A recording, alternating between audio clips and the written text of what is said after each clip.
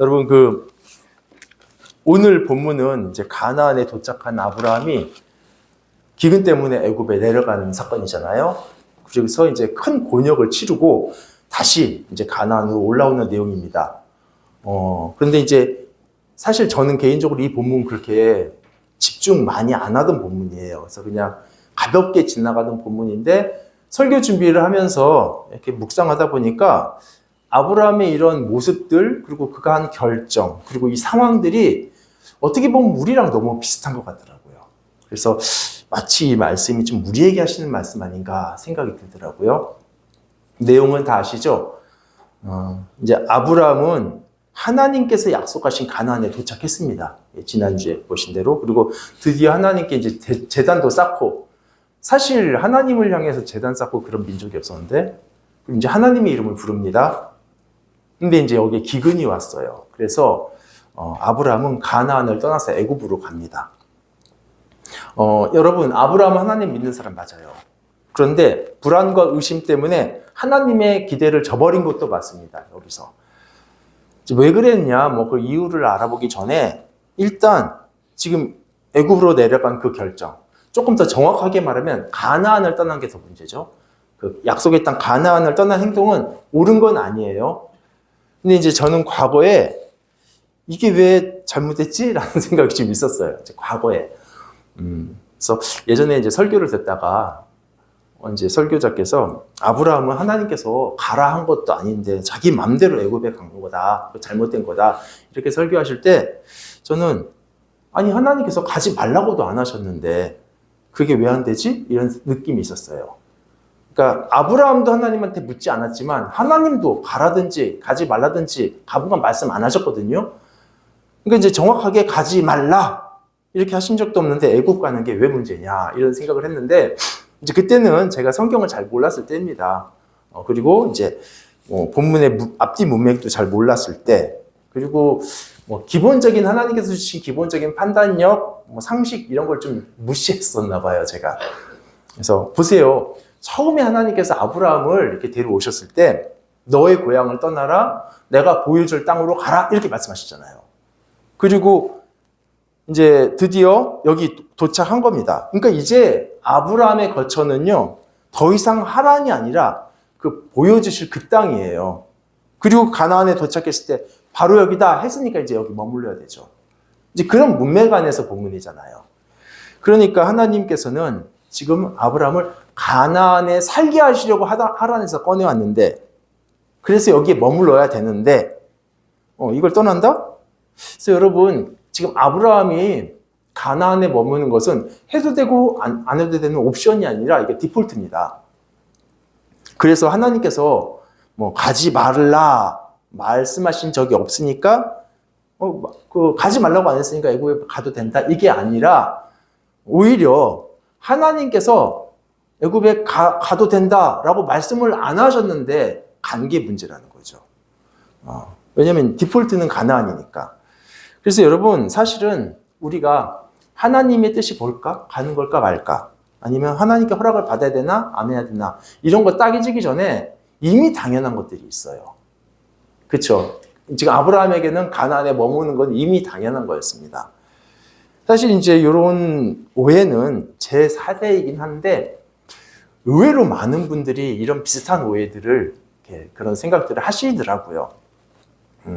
간혹 우리들이 이미 당연한 것인데 이제 그거에 대해서 하나님의 뜻이 뭐냐 이렇게 묻는 경우들이 있어요. 좀 이렇게 설명을 위해서 좀 극단적이지만 이제 말씀을 드리면, 예전에 제가 이제 한 성도님하고 상담하다가 있었던 일이에요. 이제 이분이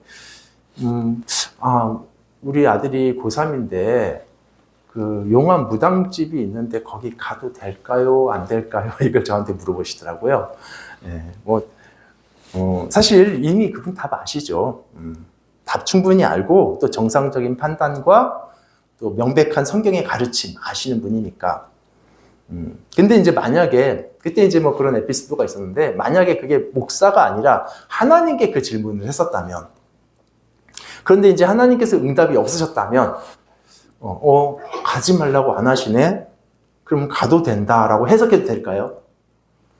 사실 그렇게 하면 비합리적인 해석이죠. 근데 여러분, 의외로 만약에 내가 정말 저걸 하고 싶은 욕심이 정말 크잖아요? 그러면 사람은 얼마든지 이런 비합리적인 해석을 선택할 수 있습니다. 제가 너무 극단적인 예로 들었지만 이런 비슷한 패턴들은 종종 있어요. 마치 하나님께서 막으시면 안 할 텐데 안 막으시니까 하나님의 뜻으로 알겠습니다. 허락으로 알겠습니다. 이런 경우들이요. 이런 식의 결정들 하잖아요. 근데 사실은 그건 물어보고 안 물어보고가 아니라 이미 당연한 것들이 있어요. 그리고 또 이미 우리에게 주신 기본적인 판단력 주셨고 상식 수준으로 알고 있고 성경에서도 이미 구체적으로 알려주셨는데 그래서 다 아는데 구체적으로 하나님께서 직접 답을 듣기까지는 하나님으로부터 순종을 보류하는 태도들도 비슷한 겁니다. 여러분 주일 아침에 이렇게 예배에 나오는 게 당연한데 꼭 누가 오늘은 누가 친구들이 교회 가자고 전화도 안 하네. 하나님께서도 왠지 교회 가라고 특별한 암시를 안 주시네. 이거 가라고 하시는 거 아니니까 안 가도 되겠다 이렇게 생각하는 사람 없잖아요. 근데 정말 그러면 안 된다는 거죠. 이것뿐 아니라 여러분 우리가 당연한 것에 대해서 기도하고 물어볼 필요는 없어요. 이미 다 알고 있잖아요. 그런데 어떤 면에서는 그 당연한 것을 기도해야 되기도 해요. 왜냐하면 그 당연한 것을 할 수 있도록 우리가 그 당연한 걸 못합니다. 당연하다고 할 수 있는 게 아닙니다. 그런 면에서 아브라함도 사실은 그 당연한 것, 가나안에 머물러야 되는 것을 위해서 기근이 왔을 때 기도를 했었어야 돼요. 그런데 아브라함의 경우는 이런 기도는 없었던 것 같습니다. 약속의 땅을 떠난다? 이거 굉장히 무거운 주제예요. 이거는 그냥 해도 되고 안 해도 되는 게 아니라 아브라함도 알아요. 여기 머물러야 되는 거. 근데 이 과정 안에 본문을 보시면 하나님께서 이래라 저래라 명령도 안 하시고 아브라함도 하나님께 묻는 기도도 안 나오고 그냥 애굽으로 갔어요. 그러니까 기도를 해봤는데 어떤 응답이 하나님께서 응답을 안 하셔서 애굽으로 간 게 아니라 기도조차 안 하고 내려갔습니다. 왜 그랬을까요? 그래도 기도는 해봐야 되는 거 아니에요? 사실 이게 당연한데 기도를 해보는 게 당연한데 어쩌면 하나님의 뜻을 분명히 알기 때문에 기도를 할 수 없는 경우도 있습니다. 아까 예로 제가 말씀드렸던 그 하나님 무당한테 가도 될까요 말까요? 이런 기도의 경우 실제로 이렇게 기도 안 합니다. 100에 1명 정도 할지 몰라도 이렇게 안 하는 이유는요. 하나님께서 응답하신다고 해도 가라라고 안 하는 걸 알거든요. 가지 말라라는 거 뻔한 걸 알거든요. 그래서 기도 안 해요. 정말 가고 싶다면, 정말 그걸 하고 싶고 하기로 마음먹었다면 하나님께서 하지 말라고 하실까 봐 기도를 못 해요. 그래서 그냥 합니다. 우리 대부분 그래요. 명백한 하나님의 뜻을 알면 그거에 대해서 하나님께 솔직히 묻기보다는 그냥 못해요. 기도를 가요. 그래서 아브라함은 여기에 머물러야 된다는 거 알죠. 이게 아브라함을 부르신 중요한 요소인데 이걸 가볍게 여길 수가 없죠. 그런데 기근 때문에 못 있겠는 거예요. 그래서 하나님께 물어볼 수가 없어요. 하나님께서 있으라고 하실 것 같으니까, 뻔하니까. 그래서 본문에서도 이 중타지아 문제에 대해서 아브라함과 하나님 간에 아무런 소통 없이 그냥 아브라함은 자기의 족속들 그리고 모든 재산을 다 이끌고 애굽으로 내려가요. 평소에는 아브라함이 그 가는 곳마다 또 장소를 옮기면 제단을 쌓았습니다. 근데 애굽에서만큼은 제단을 쌓을 수가 없어요. 쌓을 수가 없죠. 그래서 이게 애굽으로 내려간 아브라함의 행동은 절대 믿음의 행동은 아닙니다. 아무리 믿음의 조상이라 해도 잘못된 거죠. 근데 이제 아브라함의 이런 모습이 그래서 좀 우리 자신을 선뜻선뜻 볼 때가 있어요. 하나님의 뜻, 그리고 내가 하고 싶은 것이 다를 경우에. 그래서 너무 하나님의 뜻이 뭔지를 분명히 알기 때문에 기도를 못하는 거. 기도하면 하나님의 명확한 뜻을 받게 될까봐, 그래서 내가 원하는 것을 못하게 될까봐 기도를 이제 안 하죠. 그런데 여러분, 사실은 그 선명한 하나님의 뜻에 대해서 기도를 해야 됩니다. 그 하나님의 뜻에 우리가 순종할 수 있도록, 그 하나님의 선하신 뜻이 이루어지도록 기도를 해야 돼요. 알기 때문에. 여러분, 우리는 기도 그러면 우리가 어떻게 해야 될지 모르는데 하나님의 뜻이 뭘까를 알기 위해서만 기도한다고 생각하잖아요. 그런 기도도 있죠. 하나님 어떻게 해야 됩니까? 이런 거. 그런데 사실은 하나님의 뜻을 알기 때문에 기도하는 것도 있어요. 예를 들면 다니엘의 경우 같은 경우, 그게는 다니엘만 있는 게 아니라 더 있는데, 이 사람이 성경을 읽다가 하나님께서 70년이 차면 이스라엘을 회복시키는구나를 알게 됐어요. 다니엘서에 나오죠. 그래서 그때부터 이스라엘의 회복을 위해서 기도합니다. 그러니까 지금 기도가 하나님 이스라엘을 회복시켜 주십시오라는 그 회복의 약속을 받아내기 위한 기도가 아니라 그 약속을 받았기 때문에 그것을 위해서 기도하는 거예요. 약속이 있기 때문에. 그런 면에서 우리가 이미 알고 있는 하나님의 뜻이 이루어지도록 기도하는 것가 굉장히 필요합니다. 사실은 주님께서 그거 가르쳐 주셨어요, 우리한테. 주기도문 우리 계속 하잖아요. 나라가 임하시고 뜻이 하늘에서 이룬 것 같이 땅에서도 이루어지이다. 사실 여러분, 우리 본성상 이게 맞지가 않아요. 우리 본성은 세상 나라를 원해요. 인간의 나라를. 근데 주님께서는 하나님 나라를 구하라고 가르치셨고, 우리는 우리 욕심과 맞진 않지만 계속 그것을 위해서 기도할 때 우리가 바루어져 간다니까요. 아브라함도 사실은 하나님 기근인데 이거 어떡합니까? 여기 머물러야 된다는 거 하나님 뜻인데 라고 기도하면서, 그러면 하나님께서 아마 도와주실 수도 있죠. 거기 머물 수 있는 힘도 주시고 믿음도 주시고. 그런데 하나님께서 머물라고 할 것 같으니까 기도를 안 해버리는 거죠. 참 아쉽습니다. 아브라함은 그런 경우예요. 이게 아쉬운 거죠. 근데 여러분, 아브라함이 이렇게 했던 거는 아직 하나님을 충분히 몰라요. 아브라함이. 이제 12장이잖아요. 그래서 하나님을 충분히 신뢰하지 못하기 때문에 그렇습니다. 그래서 우리가 하나님을 좀 제대로 알아가고 그분이 어떤 분이신지 그냥 듣는 거 말고 삶으로 경험해보고, 그리고 그분이 얼마나 선하신지, 그리고 그분이 뜻이 얼마나 아름다운 것인지 알면 신뢰하게 되고 그분의 뜻을 사랑하게 됩니다. 우리가 바뀌어갈 수 있어요. 그런 면에서 여러분, 우리도요, 하나님 더 알아가야 돼요. 예배를 통해서도, 성경 공부를 통해서도, 또 삶에서 직접 부딪히면서 기도하면서 지체들과의 교제하면서 하나님을 더 많이 경험해야 됩니다. 그래서 어떤 면에서는 오늘 본문이 지금 아브라함의 실패지만 결과만큼은 그런 식으로 마무리가 돼요. 하나님을 경험하는 방식으로. 그건 이제 설교 끝에 말씀드리겠습니다. 자, 이제 이번에는 아브라함이 잘못했지만 좀 아브라함 편에서 한번 본문을 봤으면 좋겠어요.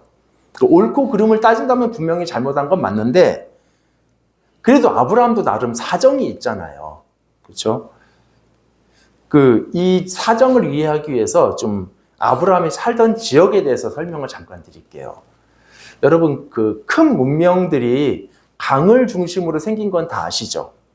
그래서 근데 그럴 수밖에 없는 게 식수 때문만이 아니라 그 농업에서 비가 안 오면 농사는 완전히 망하는데, 그래서 그래도 이제 강이 있어서 물을 끌어올 수 있으면 그나마 데미지가 많이 줄어듭니다. 그 비옥한 초승달 지역만 놓고 말씀드리면요, 이제 그 메소포타미아 문명이 여기 있고요. 그다음에 이제 애굽 문명이 여기 있고, 그다음에 요 사이가 레반트 지역이라 그래서 세 부분으로 나눠져 있어요. 메소포타미아, 그리고 애굽, 그리고 레반트. 근데 가나안은 중간 레반트에 속해 있습니다. 근데 이제 메소포타미아는요, 말 그대로 단어 자체가 뭐냐면 두 강 사이에 있는 땅이란 뜻이에요. 그러니까 티그리스 유프라데스가 젖줄입니다. 그리고 이제 애굽은 나일강이 정기적으로 범람해주고, 그리고 이제 성경에도 나와요. 발로 이렇게 수차를 이렇게 돌려서 끌어올린 물로 농사를 짓습니다. 그러니까 좀 가뭄이 와도 데미지가 적어요, 이런 데는. 근데 아브라함이 도착한 가나안은요, 강이라기엔 이건 너무 작은 요단강이 있긴 한데 이거 사용 못합니다. 왜냐면 여기가 강이 해수면보다 마이너스 200에서 마이너스 400이에요. 그러니까 전 세계에서 가장 낮게 흐르는 강이 요단강입니다. 그러니까 여기는 바다로 들어갈 수가 없어요. 바다보다 낮으니까. 그래서 사해호수로 다 모여가지고 여기서 증발을 해버려요. 그래서 이 낮은 강을 저 높은 데까지 끌어올려서 농사짓는다. 이건 불가능해요. 그 당시로는. 뭐 이렇게. 그래서 가나안은 토질이 참 좋긴 한데 철저히 하늘의 비에 의존된 땅이에요. 이른 비와 늦은 비. 그래서 비가 제대로 오면은 여기는 정말 옥토 낙원이 되는데 토질이 좋아요. 근데 만약에 가뭄이 들면 데미지가 아주 크고 아예 방법이 없습니다. 해결 방법이 없어요. 그래서 이 메소포타미아 나일강처럼 이런 두 문명처럼 거대 도시들이 발달하지 못하고요. 여기는 고만고만한 작은 도시 국가들만 많아요. 그래서 이제 위치 자체가 뭐 문명 간의 중심이고 그러니까 요충지잖아요. 그래서 이제 강대국들이 정치적으로는 여기를 지배하고 수비대도 두고 하는데 조공도 받아요. 그런데 이게 척박하기 때문에 지배만 하지 차지는 않아요. 이 땅을. 근데 하나님께서 아브라함을 이 땅에 데려오신 것은 나그네인 아브라함이 그나마 독립적으로 안전할 수 있는 유일한 지역입니다. 새로운 민족을 만들기 위해서 하란에서 꺼내오신 거잖아요. 근데 이게 독자성을 유지하지 못하고 어느 다른 도시에 흡수돼 버리면 이거 아무 무의미하죠. 근데 만약에 아브라함이 한 명의 개인이었다. 그럼 어딜 가나 죽거나 흡수될 수밖에 없는데 그래도 아브라함은요 여러 종들을 거느린 한 세력이었습니다. 그래서 작은 도시들 사이에서는 그래도 처신만 잘하면은 이게 목숨은 부지할 수 있어요. 그래서 아브라함은 어떤 성읍에도 들어가지 않고 사실은 그건 불가능한데도 들판에서 천막 치고 독자적인 정체성을 유지할 수 있었습니다. 이제 그렇게 해서 민족을 키우셔야 되니까. 그런데 만약에 가나안이 아니라 애굽으로 인도하셨다. 그럼 문제가 달라져요. 애굽은 아브라함의 세력 정도로 이렇게 버틸 만한 사이즈가 아니에요. 뭐 아브라함이 살던 하란이나 뭐 갈대아우르급의 그런 큰 도시고, 그래서 애굽 안에서 있다. 그럼 이건 죽거나 착취당하거나 그냥 동화되거나 흡수되거나 독자성, 정체성 유지할 수 없습니다. 그러니까 쉽게 이제 비유를 하자면 뭐 국가를 깡패라고 비유를 해야 좀 편할 것 같아요. 이제 깡패들이 많은 지역 이렇게 있다 쳐요. 한 15명 정도씩 이렇게 그런 고만고만한 조직들이 여러 개 있는데 이제 그 지역에 관광객이 한 명 들어가면 밥이죠. 근데 이제 한 5명 정도 무리로 들어가면 좀 달라요. 왜냐면 뭐 15명이 이길 수는 있겠지만 쉽게 건들지는 않죠. 그리고 더구나 이제 여러 조직들이 있으니까 먼저 동맹을 맺으면 자기한테도 유리하고. 그래서 아브라함이 가나안에서는 이렇게 마므레라든가 이런 사람들과 동맹을 맺는 내용들이 나와요. 근데 만약에 500명 조직원을 거느린 그 마피아 세계로 간다? 이건 정말 다른 문제입니다. 더구나 그 조직이 여러 조직도 아니고 하나의 마피아가 그 전체를 다 관할한다면 거기서 5명? 그 숫자는 무의미해요. 5명이든 1명이든 10명이든 500명 마피아한테는 아무 차이가 없습니다. 애굽이 그런 나라예요. 그래서 나중에 그 야곱 시대에 이제 그 족속 모두가 다 애굽으로 이주는 하지만 그때는 상황이 다르죠. 왜냐하면 그때는 애굽 총리의 가족으로 들어가는 거였고 또 독립적으로 거주할 수 있는 고센이라는 땅을 하사를 받아요. 그리고 숫자도 아브라함 때보다 곱하기 70입니다. 그러니까 흡수되지 않고 독자성을 유지하면서 오히려 그 애굽이 정말 수백만의 큰 민족으로 자라는 모태가 돼요. 근데 이런 배경에서 지금은 아브라함은요 가나안에 머물러야 되고 지금 머물고 있습니다. 사실 그 옆에 뭐 세겜이라든가 뭐 이런 도시 문명의 편리함이 있는데도 불구하고 문화가 있는데도 불구하고 어느 성읍에도 들어가지 않고 나그네로서 천막에서 지금 독자적으로 살아가고 있는 거는 신앙이에요. 이런 신실한 아브라함에게 여러분 가나안에서 첫 번째 경험한 게 뭡니까? 심각한 기근. 되게 이상하죠. 성경은 우리가 이 기근이라는 단어를 그냥 대충 넘어갈까 봐 아주 2번이나 이렇게 강조를 해놨어요. 10절에서. 10절 한번 읽어볼까요? 자, 시작. 그 땅에 기근이 들었으므로 아브라함이 애굽에 도주하려고 예, 10절 끝에 기근이 심했다. 이 말 원어 표현은 그 기근이 무거웠다 이거거든요. 그러니까 그냥 적당히 보통 견딜 만한 자연재해가 아닙니다. 견뎌지는 게 아니라는 거죠. 더구나 아까 말씀드린 대로 그 가나안은요, 기근에 대해서 아무 대책 없는 땅이에요. 그래서 이게 지금 아브라함 혼자 문제가 아니라 거느린 사람들이 많이 있고 또 짐승들도 있고, 그러니까 단지 사람만 굶주리는 문제가 아니라 지금 그 재산은요, 아브라함의 재산은 소떼나 양떼 같은 형태로 이렇게 짐승의 형태인데 풀도 나지 않는 이 기근의 자리에서 그냥 그대로 남아있으면 전부 다 잃어요. 근데 여러분, 이게 좀 이상하지 않나요?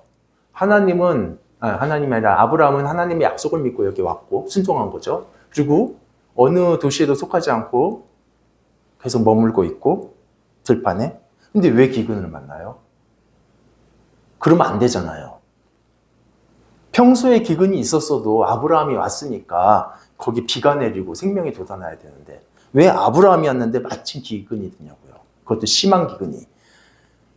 아브라함이 지금 이게 순종했으니까 하나님 무슨 복을 주세요가 그런 거 말하는 게 아니라, 아니 어려운 만큼은 없어야 되잖아요. 여러분, 그리고 아브라함이 애굽으로 내려갔지만 그게 애굽의 풍요의 유혹이 돼서 간 거 아닙니다.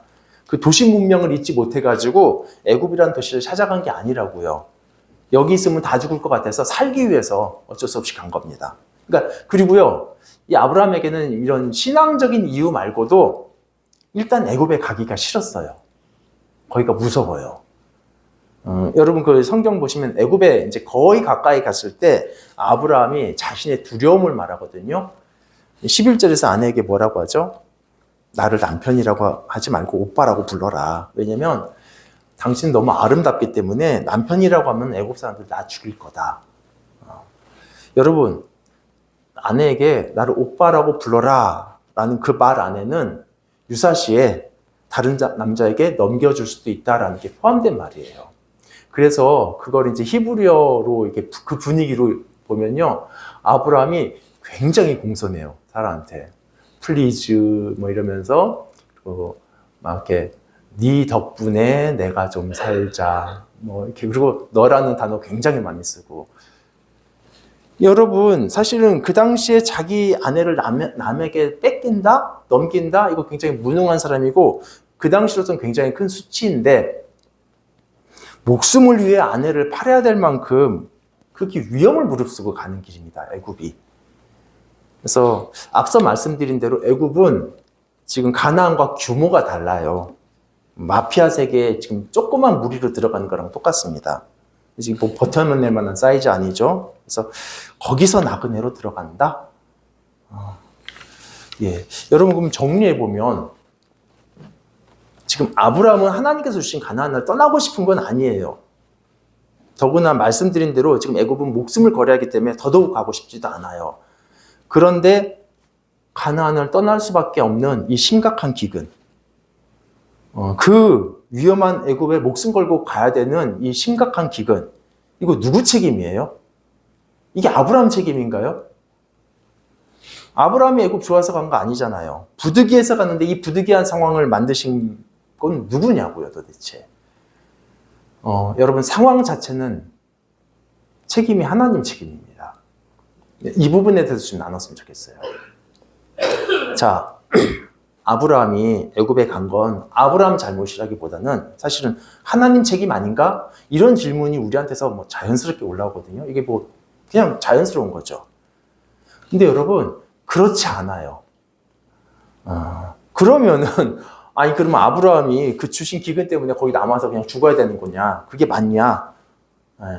근데 여러분, 만약에 아브라함이 거기 정말 눌러 앉아서 그렇게 굶어 죽었다면 진짜 하나님 책임 맞고요. 하나님 왜 그러셨어요? 라고 항변할 수 있어요.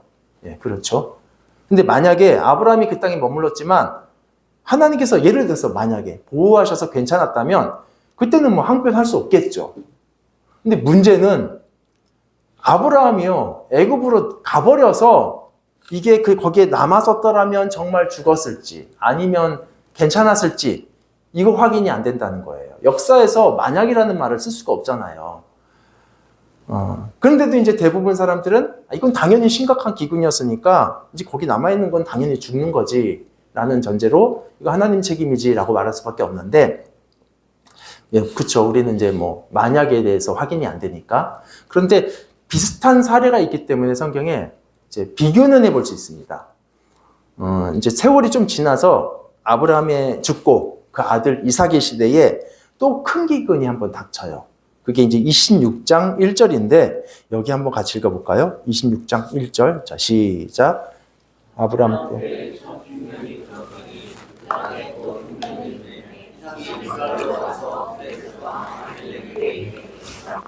예, 이삭의 때도 이제 흉년이 들었습니다. 근데 이제 그 앞에, 9절 맨 앞에 아브라함 때의 12장, 거기 12장의 흉년을 언급하죠. 이거는 이 둘을 비교해서 말하는 겁니다. 그러니까 흉년이 드니까 이삭은 지금 어디로 가냐면 그랄로 갔어요. 그랄은 아직은 가나안 지경인데 여기서 해변길로 조금만 내려가면 바로 애굽입니다. 그러니까 지금 이삭이 그랄로 갔다, 이거는 조만간 애굽으로 내려갈 스탠바이 한 거예요. 근데 이제 과거에 아브라함 사례가 있어서 그런지 하나님께서는 여기서 직접 막으세요. 그 다음 절 2절을 한번 읽어볼까요? 자, 시작. 여호와께서 이삭에게 나타나 이르시되. 예, 어쨌든 하나님께서 직접 말씀하셨고, 그러니까 뭐 이삭 순종했겠죠. 순종했습니다. 그래서 기근에 정말 취약한 가나안 땅에 머물러 이삭. 여러분, 그래서 이삭이 죽었을까요? 아니에요. 저 뒤에 12절을 보면 이삭은 그해의 농사로 100배의 소득을 올리고요. 그래서 거부가 됐다라는 참 이상한 결과가 나와요. 우리 26장 12절 13절 한번 계속 읽어볼까요? 자, 시작. 이삭이 그 땅에서 농사하여 그의 100배나 얻었고 여호와께서 복을 주심으로 그 사람이 창대하고 왕성하여 마침내 거부가 되어. 이 이삭 원래 농사꾼 아닌데, 목축업자인데 농사 지어가지고 100배? 그래서 거부가 됐다? 뭐 이렇다라면 사실 하나님께 항의할 사항은 아니죠. 감사할 내용이지. 우리는 기근이 왔으니까 아브라함이 애굽으로 내려간 것은 하나님 책임, 이렇게 쉽게 단정하지만 어쩌면 아브라함의 기근 때에도, 12장에서의 기근 때에도 하나님은 이런 목적이 있지 않았을까요? 아브라함은 부르심에 순종해서 나왔긴 했는데 언제 하나님 능력을 경험해 본 적이 없습니다. 예. 그래서 이 기근은 어쩌면 하나님의 능력을 경험하게 되는 처음 사건이 될 수도 있었어요.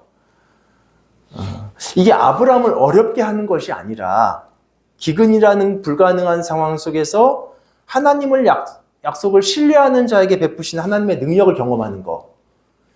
더구나 이 기적은요, 지금 아브라함 자신만을 위한 게 아니라 그 주변 민족들에게 큰 충격이 될 거라고요.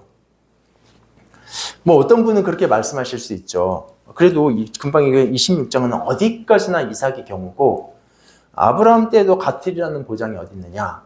그렇죠? 근데 여러분 아까 읽은 대로 26장 1절은 지금 이삭의 흉년을 의도적으로 아브라함의 흉년과 대조하고 있다는 거예요. 그러니까 동일한 상황이잖아요. 동일한 상황에서 다른 결정이 어떤 다른 결과를 만들어내는지를 대조해서 보여주는 거거든요.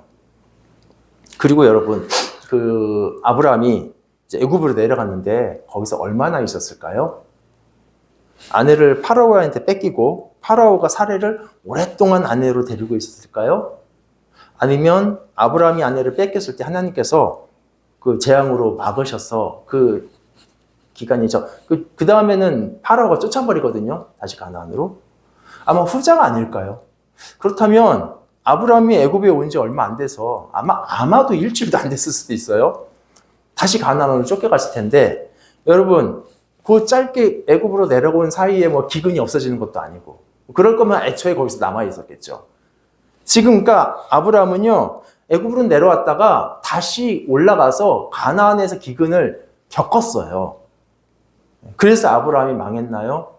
건재합니다. 그리고 양떼들도 건재해요. 그래서 바로 이어지는 13장에 보면 양떼가 너무 많으니까 목초지가 부족해서 막 롯의 목자들과 아브라함의 목자들이 이렇게 그것 때문에 다투는 장면들까지 나올 정도예요. 여러분, 약속의 땅에 기근이 왔다면 이거 하나님이 신실하신 거를 배반한 건가요? 기근이 온 건 이거 하나님 불신실하신 거야. 이렇게 해야 돼요? 기근이 오면 당연히 죽고 망해야 되는 건가요? 기근이 왔으니까 애국으로 가도 이건 하나님 책임인가요? 기근이 왔을 때 사실 그 땅에 머물러 봐야 이게 진짜 하나님이 잘못하신 건지 아니면 하나님의 능력인지 이게 확인이 될 텐데 그냥 떠나버리니까 하나님의 능력을 확인할, 경험할 기회가 없어요. 간혹 사람들은 하나님의 말씀대로 살면 망해 이렇게 말할 경우 있어요. 근데 우리가 정말 하나님의 말씀대로 제대로 살아본 적이 있었는지, 하나님의 말씀대로 살면 이 세상에서 생존할 수 없다라고 말하지만 정말 그렇게 하나님의 말씀대로 살아보고 나온 결론인지, 물론 우리 하나님의 말씀대로 살면 정말 죽을 것 같다라는 이 두려움은 인정할 수 있죠. 우리에게 두려움이 있음에도 불구하고 순종하는 거니까 그 두려움은 인정할 수 있지만 순종해 보지도 않고 미리 단정하는 것, 이건 하나님을 경험할 기회를 잃는 겁니다. 그러니까 싸워보지도 않고 미리 항복하는 거고요. 싸워보지 않았으니 하나님의 능력을 경험할 기회도 없는 겁니다. 여러분 삶에서는 어때요? 기도 한 번 안 해보고 그냥 아브라함처럼 그냥 당연히 포기하는 건가요? 신앙의 갈등이 생기면 그래도 기도라도 한번 해봐야 되지 않아요? 하나님 제가 이거 이길 수 있게 도와주십시오 라고다도. 얼마 전에 우리 GBS 조모임 하실 때 아마 기억나실 거예요. 거대한 골리앗 있었잖아요. 그런데 이스라엘 사람들은 아예 못 싸우고 딱 단정 짓고 끝, 항복. 항복은 아니지만 어쨌든 개인적으로는 항복이죠. 다윗은 그 기회가 오히려 하나님의 살아계심을 드러내는 거였거든요. 예, 여러분 끝으로 한 가지만 나누고 마치겠습니다. 아브라함의 믿음 그리고 하나님의 은혜에 대한 주제인데요. 오늘 본문에서 아브라함이 신실하지 않았습니다. 그런데 여러분 아브라함은 하나님의 언약을 배반하지 않았어요. 좀 이상하게 들리시겠죠? 아니 분명히 잘못했는데. 아니에요. 오히려 그 어려운 상황에서도 아브라함은 끝까지 믿음 지켜냈습니다. 이게 무슨 말씀인지 설명을 드리면 아브라함에게는 애굽, 가나안 이 두 선택지가 둘 다 어려웠거든요. 애굽이 좋아서 간 거 아니라 그랬잖아요. 목숨 걸고 안에 팔 각오로 갔었고, 그렇다고 가나안을 선택할 수도 없어요. 아주 극심한 기근이 있었으니까. 그러니까 즉 아브라함의 선택지는요, 이게 풍요로운 애굽이냐 기근의 땅 가나안이냐가 아니라 위험한 애굽이냐 기근의 땅 가나안이냐 이거죠. 그러니까 둘 다 나쁜데 여러분이라면 뭘 선택하시겠어요? 근데 사실 아브라함에게는 선택지가 하나 더 있습니다. 애굽도 아닌 가나안도 아닌 원래 친족들과 같이 살던 그 과거의 고향이 있잖아요. 이 방법은 정말 기근도 피하고 그리고 애굽 같은 위험 요소도 없는 정말 최상의 초이스예요. 만약에 고향으로 돌아간다? 다 해결됩니다. 다만 애초에 하나님과의 언약 다 뭉개지는 거고 배신하는 거고 그리고 원점으로 돌리는 거고 무효가 되고 이 기로에서 아브라함은 절대 고향으로 돌아가지 않았어요. 즉 기근을 만난 아브라함이 애굽으로 내려갔다 이것만 볼 게 아니라 하란으로 돌아가지 않았다라는 것도 중요하게 봐야 됩니다. 이게 사실은 어떻게 보면 더 중요해요. 더구나 애굽으로 갔다고 해서 거기 완전히 가나안 포기한 게 아니에요. 왜냐하면 10절에 나온 대로 애굽에 거류하러 내려갔다 이렇게 나오거든요. 이제 거주하고 거류가 한 글자 차이지만 창세기에서 신학적 의미는 다릅니다. 거주, 야샤브는 완전히 이게 집 짓고 사는 거, 정착이고요. 거류, 구루는 임시로 이렇게 떠도는 겁니다. 지금 아브라함은 그렇게 하려고 간 거예요. 그냥 기근 때문에 잠시 떠돌러 애굽으로 살려고 내려온 것이지. 그러니까 그런 면에서 아브라함은 가나안을 포기한 것도 아니고 언약을 지켜낸 거예요. 다만 신실하지는 않은 거죠. 그러니까 언약을 배반하진 않았습니다. 그렇지만 기근이란 이유 때문에 신앙적 타협을 한 거긴 맞아요. 여러분 그 아브라함이 타협한 것, 하나님을 철저하게 신뢰하지 못한 것, 이게 기근 때문인 것 같잖아요. 그런데 사실은 기근 때문이 아니라 아까 말씀드린 대로 하나님을 충분히 몰라서 그렇습니다. 만약에 기근보다 더 큰 하나님을 경험했었더라면 기근이 아니라 더한 일이 있어도요, 하나님을 신뢰하고 따랐을 거예요. 근데 여러분 이해해야 되는 게 아브라함은 여기까지에서는 하나님을 경험한 경험이 한 번도 없어요. 그러니까 쉽게 말하면 12장에서 아브라함은 새신자입니다. 이제 막 부름받고 온. 그러니까 이런 아브라함에게 필요한 게 뭡니까? 정말 더 하나님을 알아가는 거, 그분의 은혜, 그분의 능력, 그분의 사랑, 이런 것들 많이 경험하는 게 필요하죠. 그래서 아브라함이 비록 실수해서 애굽으로 내려갔어도 거기서 하나님은 무엇을 겪게 하셨을까요? 예, 모진 역경을 겪게 하시고 또 하나님의 능력을 경험하게, 하나님의 은혜를 깨닫게 하셔요. 그럼 어떤 역경을 겪었죠? 아내가 이제 너무 아름다우니까 이 여자 때문에 내가 죽을 수 있겠다 싶어서 오빠라 불러라 했는데, 근데 만약에 막상 애굽에 갔더니 아무도 사라를 안 쳐다보고 관심도 안 들면 좀 민망하잖아요. 그런데 이런 부정적인 우려는 이렇게 빗나가지가 않는 것 같아요. 13절까지 아브라함이 이제 뭐 오빠라고 불러라 그 말 한 다음에 애굽에 들어가자마자 14절 한번 볼까요? 어떻는지. 자, 시작.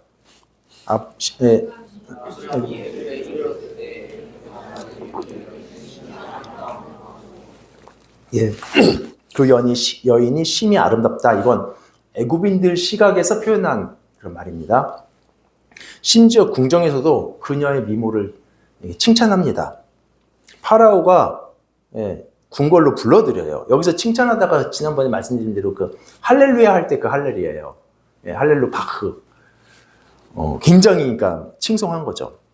그리고 여러분 이렇게 예쁜 아내를 얻었는데 오빠한테 얼마나 잘해주겠어요. 그래서 후대를 합니다. 재산도 엄청 많이 줘요. 여기서부터 꼬이기 시작하는 거죠. 여러분, 아브라함이 받은 선물이 크면 클수록 이건 지금 복이 아니라 공경이에요. 족쇄입니다. 지금 절대 권력자 파라오가 자기 아내를 사랑해서 오빠에게 어마어마한 재물을 주는데, 그리고 엄청 잘해주는데, 이걸 무슨 수로 이제 바로잡을 수 있어요? 이렇게 많이 받았는데, 이제는 아브라함 힘으로는 뭐 사라를 이렇게 되돌릴 수가 없어요. 근데 다행히 하나님께서 개입하셔서 절대 해결 안 되는 일을 해결해 주셨죠. 뭐 바로가 재앙을 만났고, 뭐 중간 과정은 잘 모르겠지만 이게 사라 때문이다라는 걸 깨닫고 이렇게 돌려줍니다. 여기서 아브라함이 한 건 하나도 없습니다. 이 사건에서 아브라함이 뭘 느꼈을까요? 여호와 하나님, 이분 도대체 누구시지? 이거. 애굽은 당시 절대 강자였고, 그리고 파라오는 그 나라의 절대 권력자입니다. 그런데 그 파라오가 자기 한 사람 때문에 이렇게 재앙을 당하고 어려움을 겪고 아내를 그냥 순순히 돌려준다? 이건 꿈 같은 일인데 그게 일어난 거예요. 그냥 아내를 되돌려받았다 해서 감사, 그걸 넘어서 지금 하나님을 처음 경험한 겁니다. 도대체 이분 누구야? 애굽에서 아브라함은 험한 꼴 당했고, 그리고 하나님의 능력을 제대로 경험했습니다. 그래서 이 경험 이후로 아브라함은 가나안 땅 떠나지 않아요. 그리고 뒤에도 보시면 이제 하나님 믿는 그런 배짱도 생겨요. 그래서 정리하면 여러분, 아브라함은 하나님께 신실하지 못해서 애굽으로 가는 큰 사고를 쳤습니다. 그리고 거기서 수습 불가능할 정도로 일도 꼬였는데 결국 하나님께서 해결 다 해주셨어요. 이런 걸 뭐라고 하죠, 여러분? 은혜라고 하잖아요. 그렇죠? 정말 내가 할 거 없고 내가 다 문제 일으키고 내가 잘못했는데 이렇게 해주신 거 은혜라고 하죠. 여러분, 그 신실하지 못했으니까, 사고 쳤으니까 은혜가 아니라 벌 받아야 되는 거 아니에요? 하나님의 언약의 땅을 버리고 갔으니까 이 아브라함 은혜 받을 자격 없는데, 그렇잖아요. 근데 여러분, 그래서 은혜예요. 은혜는 자격 없는 사람이 받는 게 은혜입니다. 아브라함이 한 짓을 보면 뭐 은혜 받을 자격 없지만 그래서 은혜라는 거예요. 그러니까 잘하는 사람은 받아야 되고 넌 못했으니까 받을 수 없다. 그럼 이거 은혜 아니에요. 저는 과거에 은혜 받을 자격을 많이 따지던 은혜를 잘 모르는 사람이었습니다. 그래서 뭐가 잘못되면 그 사람은 벌 받아야 돼라는 그 당연한 생각까지만 했을 뿐이지 이제 그 이상은 생각을 못했었는데, 근데 하나님은요 다 끝나버린 것, 이제 소망 가질 수 없는 것을 되돌리시고 회복시키시는 은혜를 베푸시는 분이세요. 그래서 은혜를 말하면서 정말 자격이라는 말은 옆에 붙을 수가 없지만 굳이 억지로 자격이라는 말을 그냥 굳이 붙여보면 은혜를 감사함으로 받는다면 은혜에 자격이 있는 거고요. 은혜를 싫어서 거절한다면 은혜에 받을 자격이 없는 거고요. 그러니까 이제 자신이 거절하지 않는다면 자격을 묻지 않고 베푸는 게 은혜라는 거예요. 이 은혜의 근거가 아브라함에 있는 게 아니라 하나님의 약속에 있습니다. 12장에서 지난주에 기억하시나요? 지지난주였나? 그 아브라함을 부르실 때 너는 복이 되어라. 이게 명령으로 말씀하시잖아요. 명령으로. 이 명령은 아브라함의 어떠함과 관계없이 그냥 하나님의 의지로 아브라함을 복을 만드시겠다라는 명령자의 의지입니다. 기억나시죠? 그래서 아브라함은 신실하지 않아요. 근데 하나님이 신실해요. 약속하신 하나님이. 그래서 그 약속대로 아브라함을 포기 안 하시고 이끄시는 게 오늘 본문 내용인 거예요. 그래서 그 사람을 정말 복으로 만들어 가시는 과정. 여기까지 보면 참 감사하죠. 근데 간혹 이런 딱 장면을 보면 우리 안에 조금 나쁜 마음도 들어요. 뭐냐면, 은혜가 있네? 그럼 아무렇게나 살아도 되겠네? 그러니까 살짝 들어요. 그렇잖아요. 간혹 이런 질문이잖아요. 예수님께서 다 구원하시고 용서하시니까 예수 믿으면 죄 마음껏 지어도 되지 않나요? 이런 질문 받거든요. 근데 여러분, 하나님 은혜로 잘 해결됐지만 아브라함의 불신실의 그 자국이 그 인생의 얼룩으로 이렇게 영향을 줍니다. 이삭의 경우랑 사실 상황이 비슷했으니까 이제 이삭하고 비교해보면 그 차이를 좀 보여요. 차이가. 가나안에 머물던 이삭은 그 기근의 상황에서 농사로 100배 수확을 했잖아요. 그리고 거부가 됐잖아요. 그러니까 하나님의 능력을 본인도 경험하고 주변 사람들도 보게 됐습니다. 그래서 아마 주변 민족들은 이삭이 믿는 하나님 정말 대단하다고 박수 쳤을 거고 정말 그 영광을 돌렸을 거예요. 아브라함은 기근으로 애굽에 내려갔는데 그도 역시 큰 부자가 돼서 돌아와요. 13장 3절에 나오는데 부자가 되었다라고 나와요. 근데 그게 뭐냐면 아브라함이 아내를 바로에게 넘겨서 크게 받은 그 재물로 부자가 됐습니다. 이삭의 경우는 굉장히 명예스러운 방식으로 거부가 됐지만 아브라함의 경우는 수치스러운 방식이에요. 또 아브라함은 이삭처럼 애굽에서 하나님의 능력을 경험했잖아요. 그분의 크심. 아브라함만 그랬나요? 그 재앙을 당한 파라오도 하나님의 능력을 경험했습니다. 그런데 이삭의 경우와는 결이 달라요. 이삭의 때는 정말 영광스러움, 그분의 대단하심, 이걸 찬양하지만 이 아브라함 때는 두려움의 방식으로 하나님의 능력을 경험하게 돼요. 그리고 애굽에 곤란하면서 아브라함을 건지신 거 은혜잖아요. 근데 또 기근의 때 믿음으로 지킨 이삭에게 100배로 주신 것도 은혜입니다. 근데 둘 다 감사한 결말이지만 색깔이 다르다는 거예요.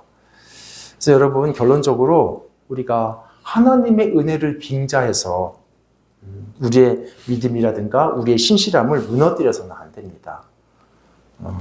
하나님의 은혜가 회복시킨다는 것이 막 살아도 된다는 의미는 절대 아니에요. 여러분 좀 말씀을 맺으면 하나님의 은혜는 우리의 모든 허물과 잘못 이걸 고치시고 좋게 바꾸세요.